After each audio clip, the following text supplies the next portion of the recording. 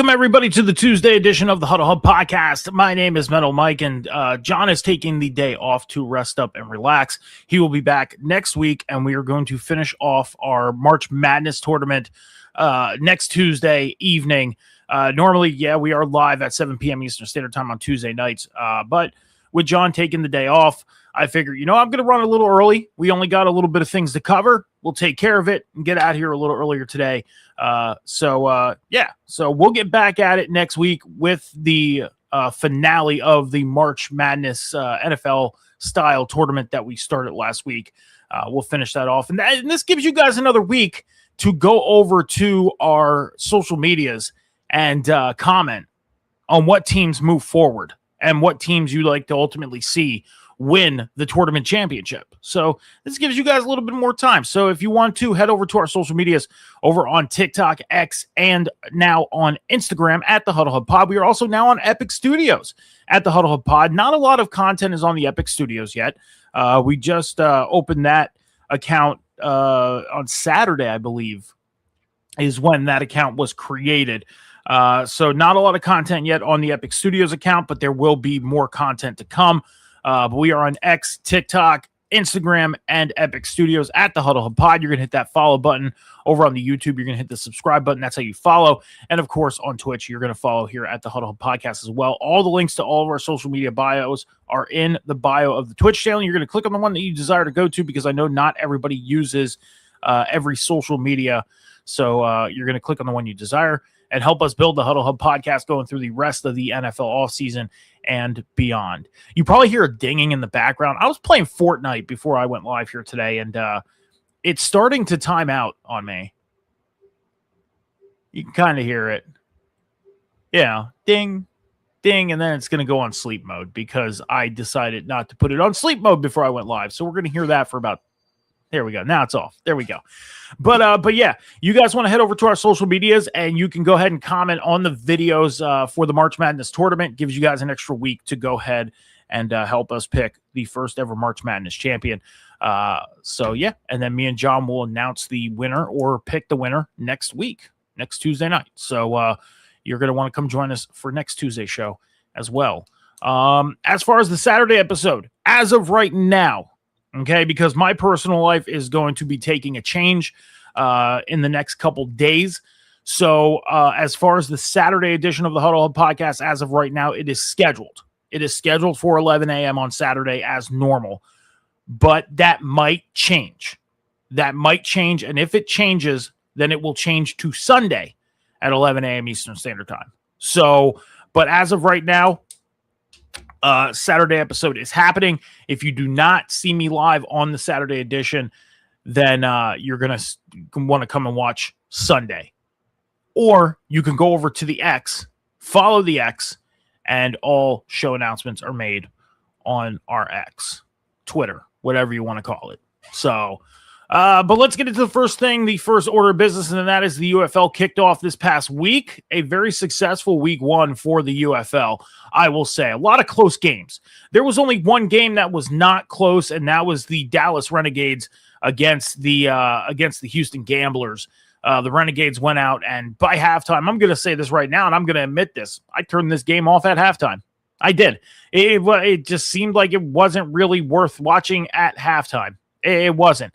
The Renegade were up 23-3 at halftime. Okay.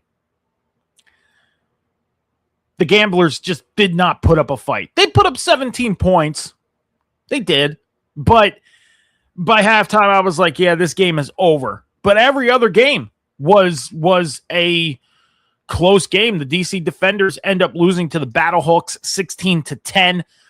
The Orlando Storm defeated the Columbus Aviators 23-16, and the Birmingham Stallions defeated the Louisville Kings in the kickoff game 15-13 on Friday night. All the games, pretty much all the games, were very, very good. And the Dallas Renegades, their showing was like, okay, we're going to come out here and we're going to show you what we're made of this year. And a great kickoff week for the UFL. As far as the UFL pick challenge between me and John, we split 2-2. So it is 2-2 going into week 2. And Just like the NFL pick challenge, John has been very dominant in our pick challenges. And this past year in the NFL came down to the playoffs, and then he just took over for the college football. College football was in his hands before the playoffs even started. And now the UFL, we are tied at 2 going into week 2. But very successful week for the UFL, I would have to say. And I understand some people have questions about the UFL, like, oh man, they're not putting a lot of, promoting out there for the league. And how are we supposed to know when games are being played and all that? There's something called the internet. Like, if you want to know where a game is being played, when it's being played, what channel it's going to be on, go on the internet. They have a website. It tells you right there. And if you don't know, on the bottom scroll, as you see, week 1, scores are scrolling by. We're going to talk about week 2 for a moment. And that is the schedule for week 2. The DC Defenders will take on the Columbus Aviators on Friday night at 8 p.m. Eastern Standard Time on Fox. The Louisville Kings will take on the Orlando Storm on Saturday at 8 p.m. Eastern Standard Time on ESPN. The Birmingham Stallions will take on the Houston Gamblers on Sunday at 6 p.m. Eastern Standard Time on the NFL Network. And then the St. Louis Battlehawks will be taking on the Dallas Renegades on next Tuesday night at 8 p.m. Eastern Standard Time on FS1. There you go. There's the schedule for week 2. Now, the UFL schedule is kind of weird this year. I said this to John over the week, this past week, that this UFL schedule is a little weird this year. You look at week 2, Friday night, game on Saturday, game on Sunday, game on Tuesday. And then you look at week 3, and I'm trying to pull up week 3. That's what I'm trying to do. Because the schedule is, as we know, it's only 10 weeks. Trying to pull up week 3. Here we go. Week 3, Friday night, Saturday night, Sunday, and Sunday. 2 on Sunday. Okay. Week 4, Thursday, Friday, Saturday, Saturday. Week 5, Friday, Saturday, Sunday, Sunday. Week 6, Thursday, Friday, Saturday, Sunday. Week 7, Friday, Saturday, Saturday, Sunday. Week 8, Friday, Saturday, Saturday, Sunday. Week 9, Friday, Saturday, Sunday, Sunday. And week 10, Friday, Saturday, Sunday, Sunday. Okay? So this is the only week where there's a game during the week, and that's on Tuesday night. And I think the reason for that is because it's the holiday weekend.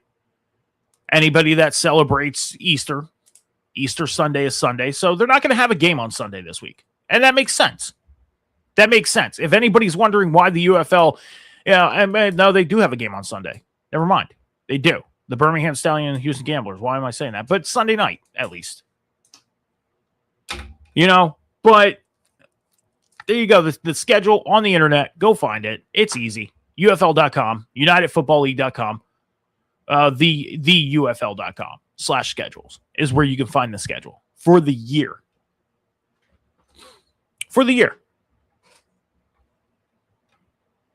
So that is week 1 and week 2. Pick challenge. John is 2-2. I'm 2-2. So we'll talk more about the UFL come next week. We'll cover whatever happens in week 2, and we'll talk more about the Tuesday night game before they kick off at 8 p.m. because they will be kicking off an hour after we get off air, or at the same time we get off air next Tuesday. So we'll talk more about it next Tuesday, heading in to and we'll cover a little bit of week 3 too, because we'll have to cover week 3 while covering some of the week 2 games. It's going to be a little weird for a little bit here. It's going to be a little weird, but it's okay. It's okay. It's fine. As you guys know, I have a top 5 free agents list by position. Okay. And this list kind of updated a little bit this past week. Just to cover real quick, on the quarterback side of things, the only quarterback on my top 5 list that got signed was Joe Flacco. Aaron Rodgers, Kirk Cousins, Cooper Rush, Skylar Thompson are the only quarterbacks that did not get signed. Running backs, Najee Harris, Kareem Hunt, Joe Mixon, Brian Robinson, and Zamir White. Brian Robinson, the only one that got signed by the Falcons. Wide receivers, Deebo Samuel, Tyreek Hill, Juwan Jennings, Brandon Cooks, Christian Kirk. Christian Kirk got signed by the 49ers. He's the only one that got signed. Tight ends, David Njoku, Zach Ertz, Donald Parham, Will Dissly, and Jonnu Smith. And as far as the offensive line, Justin Skull, DJ Humphrey, Cam Robinson, Jack Conklin, Taylor Decker, Joel Batonio, Mekhi Becton, Ethan Pochik, Greg Van Rotten, and Graham Glasgow are the offensive linemen that did not get signed on my list. The ones that did get signed was offensive guard Wyatt Teller, center Austin Corbett, center Ryan McCollum, and center Danny Pinter, and center Lloyd Cushenberry. So all the centers except one on my list got signed this past week. So a very successful week, very successful second edition of my top 5 by position list here, because we are up to 14 players. I was at 15 as of yesterday, but now we're up to 14. Why? Because we had an edge rusher who got declined from signing. AJ Epinesa, he signed with the Browns a couple days ago, and he had his physical with the Browns, and the Browns did not like what they seen. So they withdrew from signing him. So AJ Epinesa is a free agent yet again, and he is available on the market. But speaking of edge rushers, Joey Bosa, DJ Wonnum, AJ Epinesa, Derek Barnett, Cam Jordan are on my list. DJ Wonnum is currently the only one that has been signed. Defensive tackles, DJ Reader, Calais Campbell, Sheldon Day, Mike Pennell, and Brandon Graham. At linebacker, Bobby Wagner, Christian Roseboom, Jerome Baker, Devin White, and Jalen Revis-Maben. The only one that has been signed is Christian Roseboom. At defensive back, Marshawn Lattimore, Trevon Diggs, Jimmy Ward, Avonte Maddox, Jeff Okudah, L'Jarius Sneed, Miles Killebrew, Jordan Poyer, Marcus Epps, and Chuck Clark. Marcus Epps and Miles Killebrew are the only two that got signed as far as defensive backs. And then as far as special teams players, kickers, and punters, Matt Prater, Joey Sly, and Daniel Carlson as kickers. Joey Sly is the only one that got signed.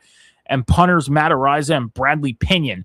And Bradley Pinion is the only one out of the two that have been signed as of current. So 15 players were on my list. Withdrawal of AJ Epinesa. That puts it back down to 14 players on my second version of my list. Again, to run by: wide receiver Christian Kirk to the 49ers, DJ Wonnum, edge rusher to the Lions, center Ryan McCollum to the Steelers, safety Marcus Epps back to the Philadelphia Eagles, kicker Joey Sly to the Titans, punter Bradley Pinion to the Dolphins, quarterback Joe Flacco back with the Bengals, running back Brian Robinson to the Falcons, offensive guard Wyatt Teller as a Houston Texan, linebacker Christian Roseboom as a Tampa Bay Buccaneer. He's staying inside his division because he was part of the Panthers team, and now he is a Buccaneer. Safety Miles Killebrew is a Buccaneer. Center Lloyd Cushenberry, center Austin Corbett, both went to the Bills, and center Danny Pinter have signed with the Baltimore Ravens. So those are the players that have been signed off my top 5 free agents list for this version.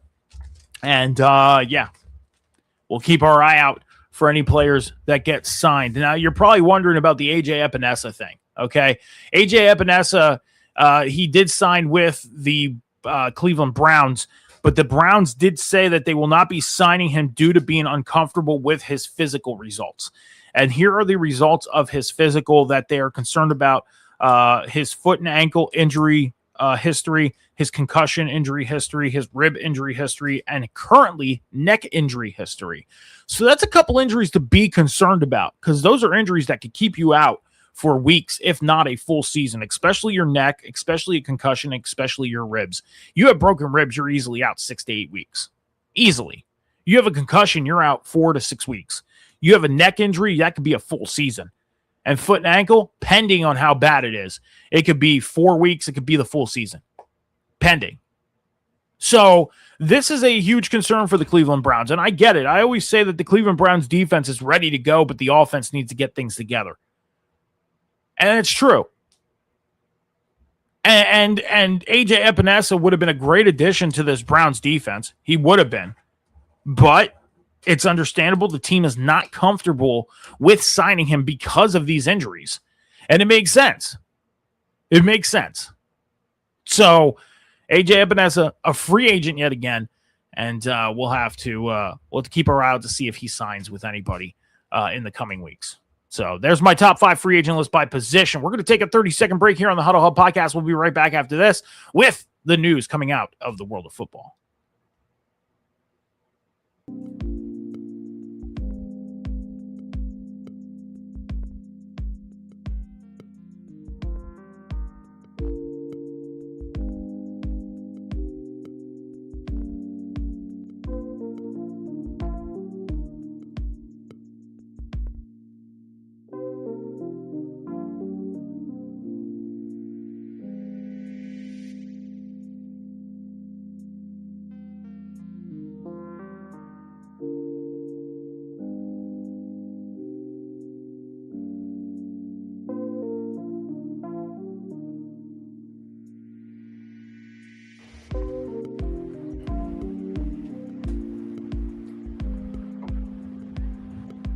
All right, guys, so make sure you're heading over to the Huddle Hub Podcast over on social media after the show on X, TikTok, on Instagram, and now on Epic Studios at the Huddle Hub Pod. You're going to hit that follow button over on the YouTube. You're going to hit the subscribe button. That's how you follow. All of the links to our social medias are in the Huddle Hub Podcast bio in our Twitch channel as well. You click on the link that you want to go to, the one you desire, because I know not everybody uses every social media out there, and you could click on the one that you desire to go to. Help us build the Huddle Hub Podcast going through the rest of the NFL offseason and beyond. So it's going to be a short show today, not too long. We got a couple things to talk about, and then we're going to get out of here. And then, like I said, the weekend edition, as of right now, is on Saturday. That may change. It may change back to Sunday because of my personal schedule, because that is going to be changing in the next coming days here. So, yeah. So just keep an eye out for that. I'll make sure I make a post over on the X. I'll probably do a video on TikTok as well, announcing that the weekend edition is going to go back to Sundays. I might even do it Saturday night. Who knows?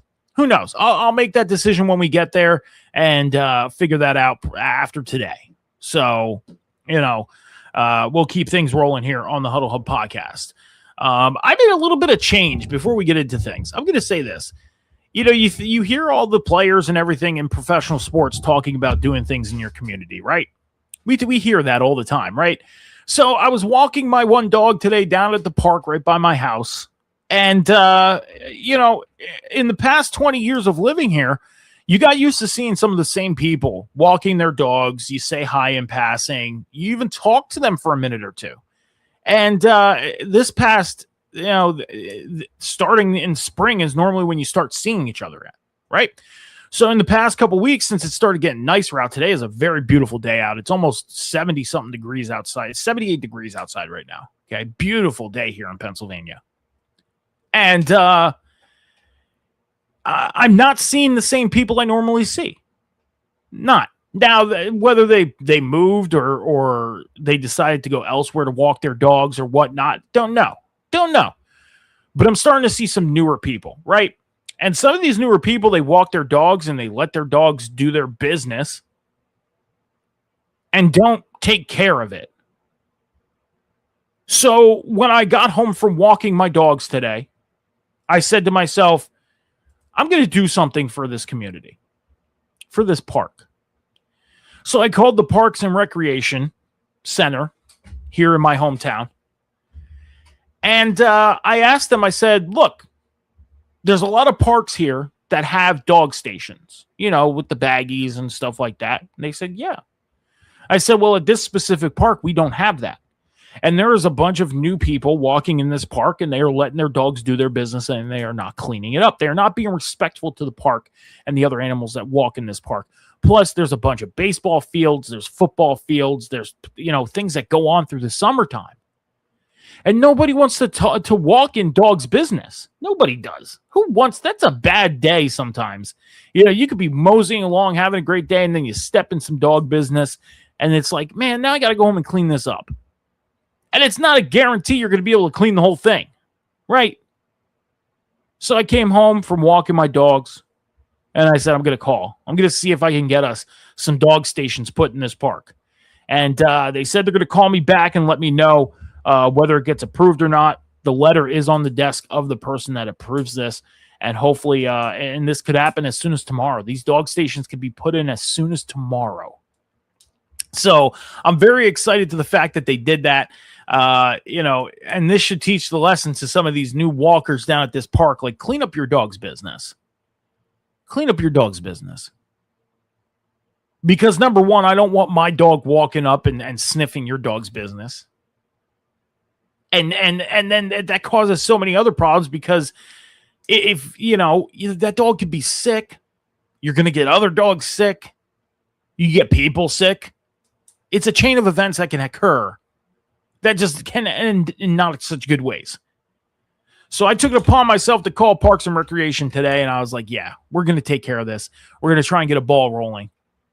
And if they don't accept it, then there is a backup place that I can call that will come in and do it. So in one way or another, this park is going to have dog centers, little dog stations put in it. And I'm very proud of myself for doing this. I am. Take care of the community. Let's get into the news going around the NFL right now, and that is, again, number one, Mike McCarthy, head coach of the Steelers, has spoken about Aaron Rodgers, the former quarterback of the Pittsburgh Steelers. He had said that he talked to Aaron Rodgers multiple days in the past couple weeks, and that a decision is yet to be made whether the quarterback is going to be coming back to Pittsburgh, whether he's going to go elsewhere, or he's going to call it quits. So we have a little bit of an update on Aaron Rodgers and the Pittsburgh Steelers. I said it on the Saturday show. I think if they do not get an answer from Aaron Rodgers, let's say a week before the draft, which is coming up pretty quick, we are a couple days away from the draft. We are very, very close to draft night. Round one. If they don't get an answer in the next 2 weeks, I would say forget it. Move on, draft a quarterback. I don't see this being Will Howard's team. I really don't. I think they looked past Will Howard this year, and I think they overlooked the fact that they even have him. And I don't see Will Howard being a starter in Pittsburgh anyways. Elsewhere, maybe. New York, the Jets, Arizona, maybe. I don't know. But I don't see Will Howard being the guy in Pittsburgh. Now, it'd be nice for Pittsburgh to make that move and move forward with him, because I think Will Howard would be a significant addition to that offense and being the full-time guy. But I think Pittsburgh is going to overlook Will Howard, and they're going to move forward, whether it's Aaron Rodgers coming back or they draft a quarterback. And they're at 21 right now in the first round, so they would probably have to move up, because you got to think of it. We have a couple teams in this draft that need quarterbacks: Raiders, Jets, Cardinals, Browns.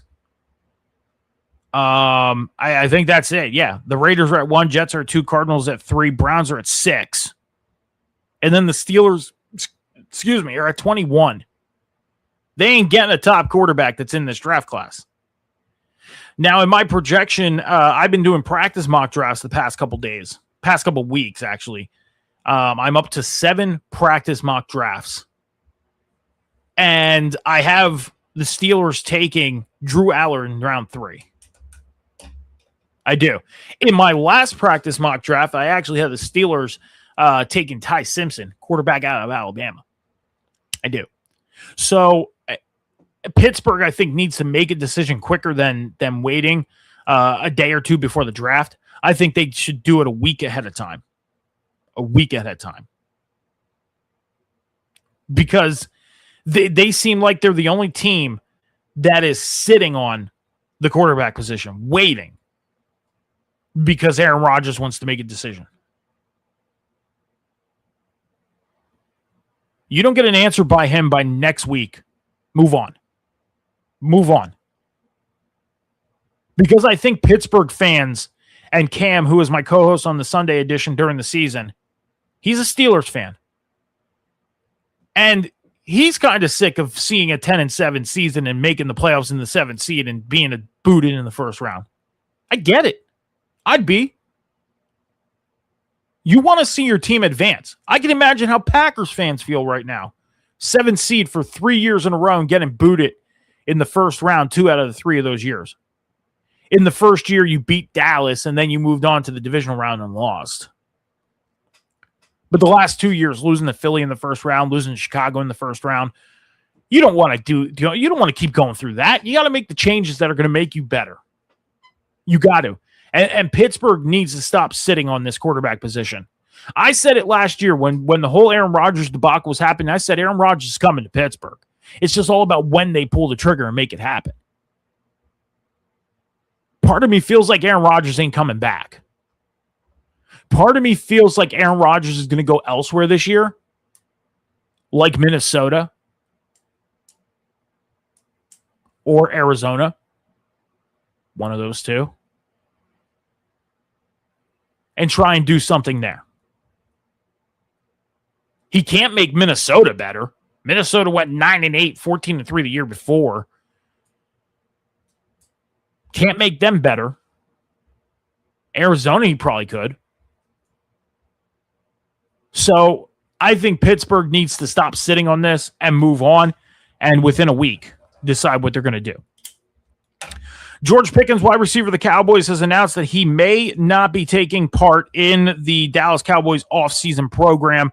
As we know how things go is you have the draft, and then you have the first set of offseason program is the returning players and coaches. The second set of offseason program is the new coaches and players, like draftees, free agent signings, guys that were traded for. And then you have a full team offseason program leading into to the preseason and training camp. Okay. And George Pickens may not take part in the offseason programs, which is kind of normal. You see veteran players that are like, yeah, I don't need to take part in this. I know what it's all about. It's really not going to, make us any better or any worse. It's just us sitting down, having meetings, doing some walkthrough stuff that we may go through this season, stuff that we may do this training camp. It's normal. So Dallas Cowboys fans, I wouldn't get my panties in a bunch. I wouldn't be upset about this. I wouldn't be thinking, oh my God, we're losing George Pickens. I wouldn't think any of that. It's just him saying, look, I'm going to take an extra couple weeks to kind of get myself ready for when we get in to preseason and training camp. That's the way I would look at it. I wouldn't look at it as George Pickens being traded or leaving or anything like that or holding out. No, he got that franchise tag. He's still getting paid for the year. I wouldn't start worrying until next year, or if talks start happening to where he might get traded, because he could still get traded with being franchise tagged this year. And there were small talks about Dallas trading him during or before the draft. So, but there hasn't been much talk about that. There hasn't. So I wouldn't worry too much about it. Joe Tryon-Shoyinkin, the edge rusher, signed with the Philadelphia Eagles today. So he's going to be a Philadelphia Eagle. The Super Bowl in 2029, it is official that it will take place at Allegiant Stadium in Las Vegas, Nevada. So the Super Bowl locations are set for the next 3 years. We talked about this on the Saturday edition. And Vegas was still up in the air at that time, but they made it official today that the 2029 Super Bowl, which will be Super Bowl 63, will be taking place in Las Vegas, Nevada at Allegiant Stadium, which is the location for WrestleMania 42 this year for the WWE. So big things happening in Vegas within these next couple of years. So, and the next step is getting this Vegas Raiders team ready. Yeah, they're looking good on that defensive side of the ball. It's all about what they get on that offensive side of the ball, too. And in my practice mock drafts, let me just put it this way. I feel like come draft night, if a decision is made with a certain team, I see a player coming in Vegas. And what I mean by that is Jim Haslam, the owner of the Browns, announced today that Deshaun Watson could most likely be the starting quarterback out in Cleveland this year. Now, you're probably thinking, why would they make that move? Deshaun Watson hasn't played a full season or at all in the past maybe 2 years. Now, he did play a game or two last year or 2 years ago. Not much, right? Hasn't hit the field longer than 3 weeks in the past 2 years, dealing with injuries and all types of stuff. Why would Cleveland not move forward with Shedeur Sanders or Dylan Gabriel, preferably Shedeur Sanders? I think Dylan Gabriel is the guy that they are looking for the future, because if you look at it right now, when you go and do mock draft stuff, because there's programs where you could do mock drafts, there are players on a trade block.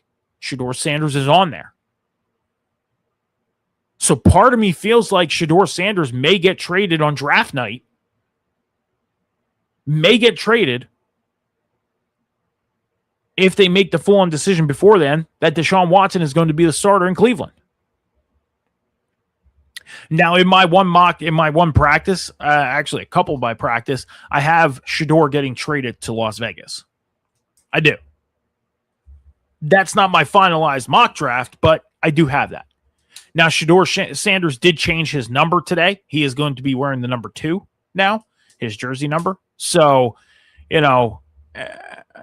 changing your jersey number doesn't mean nothing. It doesn't mean nothing, because if you get moved, you're going to have a jersey number elsewhere. So I wouldn't look at that as a set in stone. He's in Vegas. No, or in Cleveland. I would look at it as, okay, he changed his jersey number. So that's it. So who knows? 2 days ago, there was an interview done with Howie Roseman, GM of the Philadelphia Eagles. He was being asked about wide receiver A.J. Brown, and he had mentioned that right now A.J. Brown is a member of the Philadelphia Eagles. There have not been a lot of talks about trade or anything going on inside the building as of late. Hasn't talked to any other teams about trading for A.J. as of late. And Elliot Wolf, the New England Patriots GM, was also asked about A.J. Brown, and he had mentioned that talks for trading for A.J. Brown have stopped. It's been a couple weeks since it's happened. There have been hardly any talks the past couple weeks. There's been no talk about it the past couple weeks. So as of right now, A.J. Brown is a member of the Philadelphia Eagles, and it looks like he is going to be a member of the Philadelphia Eagles in 2026. I'm happy about that because I said it. I don't want to see A.J. get traded. I don't think he needs to get traded. I don't. He had a bad year. Players have bad years. And all the rumors about the stuff that happens inside the locker room, I don't think that's really stuff that concerns us. That just concerns the team inside the locker room. That's for them to take care of. And I think they took care of it. I think, like I said a couple weeks ago, let cooler heads prevail. Let everybody take their time off that they need to take, and then a month later come back and reassess the situation. They did. They fired their offensive coordinator. They bring in Sean Minion. A.J. Brown said that he is ready to see what this offense is going to look like. And now Elijah Moore gets signed, the wide receiver formerly from Buffalo, who is a very close friend of A.J. Brown. So I think A.J. Brown is going to be a Philadelphia Eagle in 2026. He is not going to be traded. We're not even going to see him get traded at the trade deadline in Week 9. A.J. Brown is a Philadelphia Eagle moving forward. I don't even expect it to happen on draft night because both GMs have said that the talks have been done for the past couple weeks.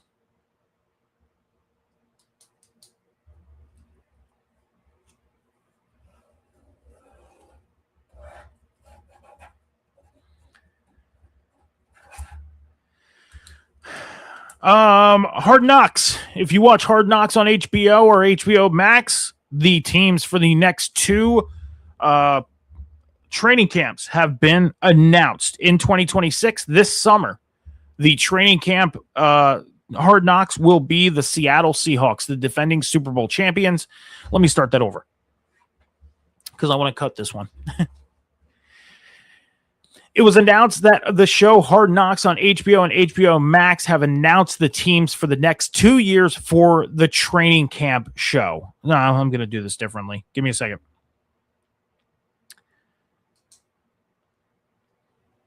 Okay. So there's a show on HBO and HBO Max that has been going on for the past couple years called Hard Knocks. Now, normally we're used to seeing just in season and training camp. Now no, that's not it. That's not it. That's not the start. Okay. So the NFL, Hard Knocks, and HBO Max have announced that this year in 2026, damn it. I'm going to get this right. I am. I want to cut this for social media. That's why. That's why I'm taking a while to get this together here. All right. The NFL, HBO, and Hard Knocks have announced that the training camp version of Hard Knocks this year will be covered none other than by the Super Bowl. Nah, that's not it. That's not it. Okay. The NFL, HBO, and HBO Max. I'll get it right. I will. The NFL, HBO, and Hard Knocks have announced the next two teams for the training camp edition of Hard Knocks. In 2026, they will be covering the defending Super Bowl champion Seattle Seahawks. And then in the 2027 edition of the training camp edition, the New England Patriots will be in 2027. So in 2026, training camp will be covered with the Seattle Seahawks being featured. And in 2027's training camp, it will be the New England Patriots. One more time. We're going to get this. We're going to do it at the top of this minute. The NFL and HBO have announced the next two teams that are going to be covered for the training camp edition of Hard Knocks. In 2026, the defending Super Bowl champion Seattle Seahawks will be covered, and in 2027, the New England Patriots will be covered. Now, I don't know about you, but one of my favorite shows to watch is Hard Knocks. They do the training camp edition during the summer. They have the in-season during the middle of the season, like October, November, December. And they also at one point did an off-season one with the New York Giants. Since then, they have not done an off-season one. They only did it once, but it would be nice to see them do another one with the off-season. So Hard Knocks announces the next two teams they will be covering for training camp, the Seattle Seahawks in 2026 and the New England Patriots in 2027. Okay, that's better. I'm going to cut that for social media. That's why it took me so long to get that one together. So, yeah. Last bit of news to talk about, the NFLRA and the CBA, and their CBA expires on May 31st and are very far from settling their CBA. Now, the NFLRA is the NFL's, the National Football League's refereeing association. Now, we know the past couple years, the biggest complaint in this game is the refereeing, okay? Well, they have their own CBA. And with this CBA not being settled, the NFL is moving forward and hiring replacement referees. Now, I don't know about you, but I'm kind of interested to see what happens with this because, again, it's one of the biggest complaints is the refereeing. We see a lot of bad calls happening in games, calls that probably shouldn't be made. You know, we even see calls that are missed that are game crucial to the outcome of games. And now we are going to be getting replacement referees for the 2026 season. Now, I don't know if it's going to be for the full season. You know, maybe the refereeing association gets a CBA together to where the referees come back before kickoff. But the NFL is moving forward and hiring replacement referees in preparation for the teams to start coming back for their offseason programs, for training camp, for preseason, and ultimately to get ready for the kickoff of the 2026 NFL season. So we're going to have to keep our eye on to see if a settlement happens or if we are going to be seeing full-on replacement referees in 2026.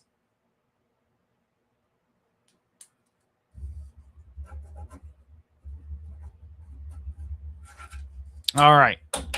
So that is it for the news. That's it. That's all we got. That's it. I don't think we have anything else to cover. I haven't seen anything be announced or transpire in the last 40 minutes or so. Nothing to really talk about here. With the Patriots, top suitor, New England head coach Mike Vrabel didn't want the possibility. Okay, so there was an interview done with Mike Vrabel, head coach of the New England Patriots today, and there are the speculations continue to swirl that the Eagles could trade wide receiver A.J. Brown with the Patriots as a top suitor. Head coach Mike Vrabel said they are not ruling out the possibilities. So, yeah, and the NFL owners have approved a competition committee proposal for 1 year only, allowing the NFL officiating department to correct clear and obvious misses made by on-field officials that impact the game in event replacement refs, and in the event replacement refs are used for 2026. So what that means is there's going to be an officiating crew sitting by somewhere watching games. And say a referee makes a bad call, there's going to be an officiating crew sitting by saying, that's a bad call. We need to review this. They'll sit there, they'll watch it. This is going to prolong games.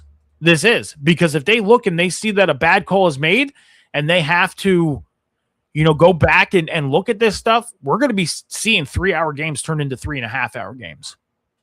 So that's more on the officiating crew. So I'm going to read more into this when I get off air today, and we're going to talk about this on the weekend edition of the Huddle Hub Podcast. Again, you're going to want to go over to the Huddle Hub Podcast over on social media, on X, TikTok, Instagram, and now on Epic Studios. You're going to hit that follow button, and also here on Twitch, you're going to hit that follow button. Over on YouTube, you're going to hit the subscribe button.